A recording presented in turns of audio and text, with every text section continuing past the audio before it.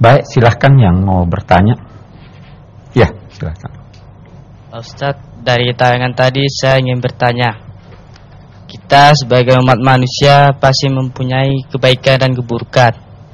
Yang ingin saya pertanyakan, bagaimana cara menghindari kita diajak teman berbuat dosa, kejahatan atau keburukan dengan cara minum minuman keras? Terima kasih. Bagaimana cara menghindari ajakan teman? Yang pertama dulu, usahakan jangan berteman dengan orang yang jelek.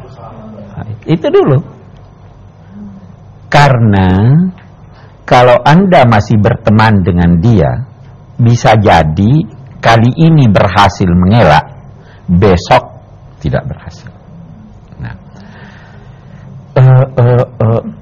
itu sebabnya kita katakan hindari dia. Nah, kalaupun satu ketika Anda diajak, ingatlah terlebih dahulu dampak dari ajakannya. Ingat. Nah, dan ingatlah bahwa kejahatan, begitu juga kebaikan, sebenarnya itu mulai dari langkah pertama. Itu sebabnya Allah menamakan rayuan setan khutuwatis syaitan, langkah-langkah setan. Anda mau berjalan dari sini ke ujung dunia, tidak bisa Anda mulai kalau tidak melangkah satu langkah. Runtuhnya suatu bangunan bukan hanya disebabkan oleh gempa, tetapi saya tarik satu batu demi satu batu. Membuat bukit, tidak harus saya lantas mengambil tanah sebanyak mungkin. Itu bisa terjadi dengan membawa sebutir pasir demi sebutir sampai dia menjadi bukit. Nah, karena itu kalau mau menghindar, ingat dampak buruk dan jangan memperkecil dosa. Itu setan itu salah satu pintunya, itu dia perkecil. Oh, ini tidak apa-apa nih, cuma itu aja kok. Tobat sudah, baca astagfirullah, udah selesai. Ya kan itu setan itu. Karena memperkecil dosa. Jadi kalau mau menghindari itu, jangan berteman dengan teman yang buruk, jangan membaca bacaan yang buruk, bertemanlah dengan orang baik, dan jangan memperkecil dosa. Sesal dahulu pendapatan, sesal kemudian tak berguna. Sesalnya di situ sebenarnya maksudnya ingat dulu apa dampaknya. Karena kalau ingat di belakang sudah tidak ada gunanya. Jelas ya? Baik, masih ada yang lain? Terima kasih. Bismillahirrahmanirrahim. Pak Ustadz yang saya hormati, apa bedanya kata An-Nas dan Al-Insan atau kata lain yang berarti manusia dalam Al-Quran? Selanjutnya, mengapa dalam surat ini yang dipakai adalah An-Nas? Terima kasih.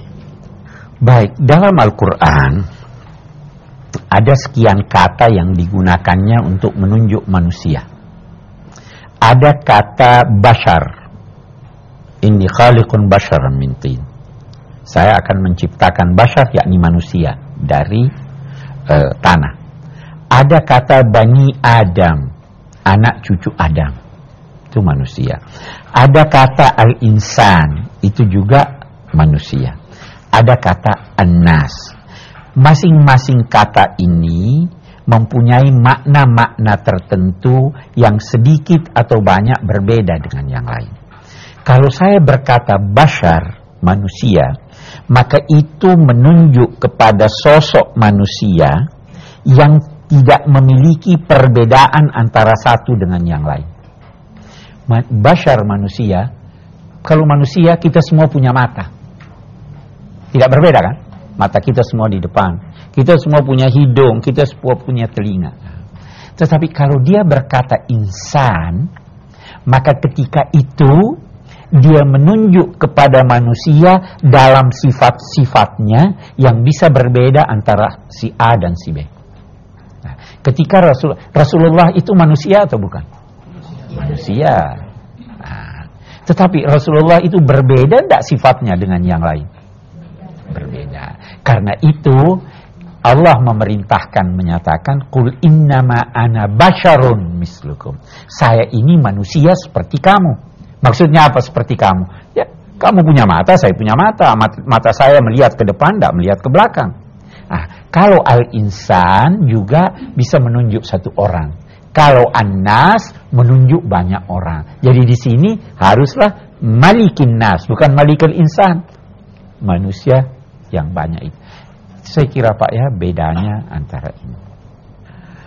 Baik, kita akan ambil kesimpulan dari surah kita ini. Yang pertama, kalau hendak meminta perlindungan, mintalah perlindungan kepada Allah Subhanahu wa taala. Jangan minta kepada selainnya.